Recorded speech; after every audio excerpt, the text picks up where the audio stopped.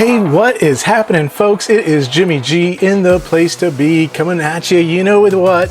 Another episode of The Good, The Bad, The Awesome, where we unbox, give my first reaction to all things pop culture. So if you like that stuff, go ahead and hit that like and subscribe button and get notified when we have new videos every Monday, Wednesday, and Friday. At least that's when I try to do them. And if you already are a subscriber, thank you so very much. Well, today I got something really special from one of my favorite toy lines, McFarlane Toys, but McFarlane and Marvel decided to kind of hook up and kind of have a little baby, you know, so I don't know if that's what I want to call it. So when I first heard that McFarlane and Marvel were getting together, I was like, oh, we're gonna get some pretty cool action figures. Unfortunately not. When I found out what they're giving us posed figures, which means statues. But you know what? I'll take that any day of the week, because when I started seeing these statues, I thought they looked really good. So we're gonna take a look at one of those today, and that is the 1/6 scale Spider-Man right here with this sticker that Best Buy, dadgum Best Buy, put on there. But let's take a look at this. Let's see if this is an amazing Spider-Man statue or something you can just leave on the shelf. So let's go do it.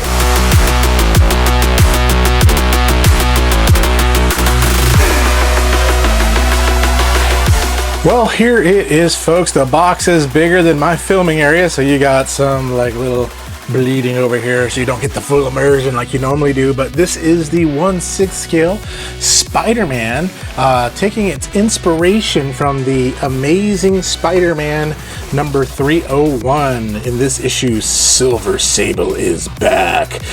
So that is what is cool. Then there's 302.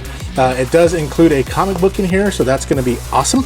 But really looking forward to these. When I first heard that they were announced, first I was kind of sad because they weren't going to be, you know, figures that are articulated, but then, you know, posed statues I think can look really good. And what I love about McFarlane's artwork is, like, when he drew Spider-Man, he drew him in gnarly poses that you're like, how the heck did he get him in those poses? Very dynamic, really changed the game of how Spider-Man was drawn.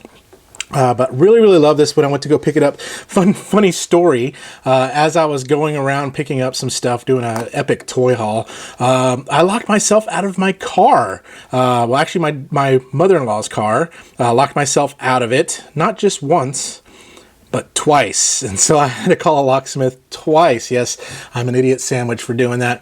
But here it is. Here's the package. So let's get this guy out of the package. Let's kind of take a look at it with a fine-tooth comb and see what this is all about. Now, this would have been great to keep in a box, but stinking Best Buy with their stickers, making that happen right there. But some of y'all that are in the box collectors, please go pick it up without these stickers on it, and then I think it looks really good like this. But really want to get it out of the box so we can see how it poses, how it looks, and how it'll look on your mantelpiece. So let's get it out of the box right now. So it is out of the box, but not together, because I wanted to show you how it comes out of the box and what all you get. So first of all, you get this, you know, like his little pole that you kind of put him on. So like he has a pole up his booty there. You also get this nice little stand made out of plastic. Pretty decent looking. Love the Amazing Spider-Man logo there. Mine has a little bit of damage right in this area, so but nice little, looks like, supposed to look like a rooftop, just made out of plastic, so very cool. You also get a comic book, so it's the basically a reissue with the cover of 301 and 302 on the back. Anyone know what happened in issue number 300? Whose first appearance was in issue number 300 of The Amazing Spider-Man? I will wait to see if you can answer it. It's like Dora the Explorer. Does anyone know? Yes, it was Venom's first full appearance. Now, some may say his first appearance was in Spider-Man 299, where he just kind of was on the last panel, but Spider-Man 300 is where is the money book that you really want to get. You also get this backdrop of New York City right here that you can use for your Spider-Man stuff, that you can have the statue kind of hanging out in there. And then you get this guy right here. And so we're going to bring this in just a little bit closer so you can kind of take a look at it. But the details on here look really good. Made out of a soft plastic. The paint Applications on here are really, really good. And then you got the web, which is awesome. Love that it's made out of a soft plastic. You got this kind of thing that the web is hanging on to as well. So kind of takes the immersion out a little bit, but yeah, nonetheless, still looks really good. There's his butt. I don't know what this is. There's like chunks of him taken, like just dents right here. So I don't know what that is. Love. I don't know if I can get it focused. The webbing under here, this little, the wings. One of the things that I loved, McFarlane drew those big old eyes on Spider-Man, but just looks really, really good. So there it is from the front, from the side, from the back, from the side. I don't know why they call this a 1/6, because if you put 6 of these together, does it actually equal a full Spider-Man? I don't know. But let's do this. Let us put together the statue so that way we can see it in its full glory. And here you have it, folks, in its full Spider-Man glory. Here he is. I'm going to push this back a little bit. Yes, the immersion is gone again. The immersion is gone. It's dead. No, actually, I'm going to bring this back in. But there it is that you can kind of see. Everything's put together real easy. What you want to do is you shove it in his back right here, the little pole. You can kind of get it really in there, and it gets in there really tight, and it stays pretty sturdy. And then the bottom of the pole fits right on there. But I think it looks pretty cool. I don't know what this piece is for. There's like a little circle part right here, like it's supposed to tab into something, but I don't know. It doesn't look like it. It just looks like it just hangs out. But I think it looks great. I think it looks really cool. Let's see here. Let me get this just kind of a little bit more where I can kind of just spin it a little bit so you can kind of see it. But yeah, just a really dynamic pose. Like I said, Todd McFarlane drew Spider-Man in a way where just everything was just like, it seemed like, you know, he broke his legs and all that kind of stuff. Just really dynamic poses. Kind of carried that on in most of his comic books, as well as when he got into Spawn and did his own thing with Spawn. He kind of did that, but love this overall look. Now this right here, as I'm looking a little further, I mean, it's okay, but it's just a little bit off right there on the hand there, so where they kind of put that together. But it would have been cool if you could have got like maybe some kind of hidden bonus thing with these statues, or some kind of digital code for a digital download of the art stuff, whatever it's called, the digital art. But it would have been cool to get that kind of stuff with this too. But unfortunately, you just get this. So the cost of this 1/6 scale is $49.99. They're now starting to appear in different stores. Like I said, I got this one at Best Buy, but you can pick them up in different areas. So if you're a Marvel fan, I mean, this is the very first start of the relationship with McFarlane and Marvel. And there's several other statues that are out there too, but who knows what may happen.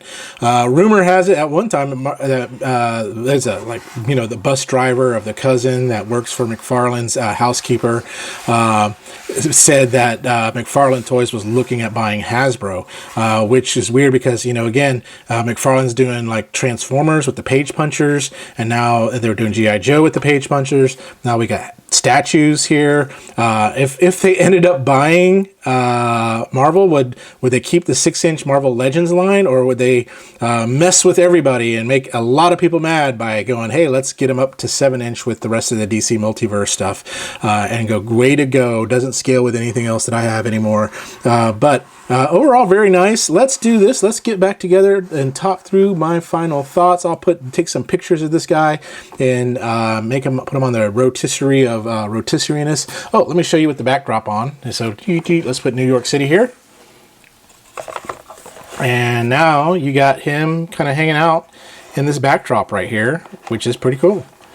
So you can have them with this backdrop, or you can have them no backdrop. So that's the way you can do it if you want to, but it is up to you. It is your toy. You do with it as you wish, or your statue. So yeah, sometimes statues get a bad rap, but you know what? If you know what you're getting into, this is a pretty decent one. So let's talk about it through my final thoughts. back together for my final thoughts of a statue from McFarlane Toys of Spider-Man, which is a great representation of Spider-Man issue number 301. Here it is. I think it looks great. And I'm going to put just an insert of the cover of 301, so that way you can kind of see that they captured the 3D pose of that really, really, really well.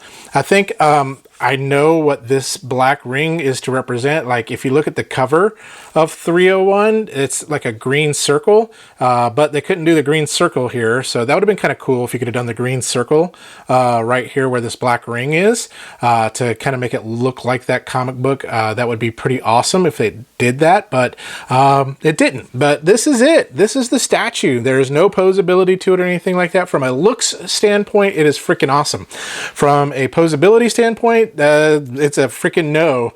But from a price standpoint, for a statue that looks like this, I think it's a pretty decent deal. I think they did a good job at capturing what they were going for. I wish my stand was a little bit better, and I wish my box wasn't as beat up, but overall, on a scale of good, bad, awesome, I'm digging this statue. It's pretty awesome. So this first foray of this love making, not love making, this match made in McFarlane of Marvel and McFarlane, so far, it's not too bad. Would I prefer posable figures? Absolutely. But I guess that's what my Marvel Legends are for, right? That I've gotten into that rabbit hole. But, if I want pose statues, which a lot of times I like to keep my things in different kind of poses and dynamic poses, you can't go wrong with this. I've seen statues with details like this go for much, much more. And I think this is a really good budget and bargain for you to get this. So definitely maybe something to put on your wish list is to get this statue.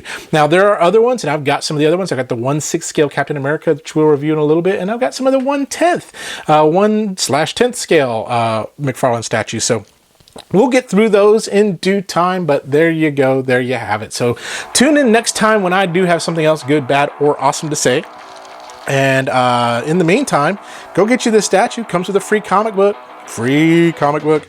But in the meantime, y'all remember to stay young, have fun, and be Spider-Man. Spider-Man. No, be awesome. The awesome Spider-Man. We'll see you later. Bye-bye now.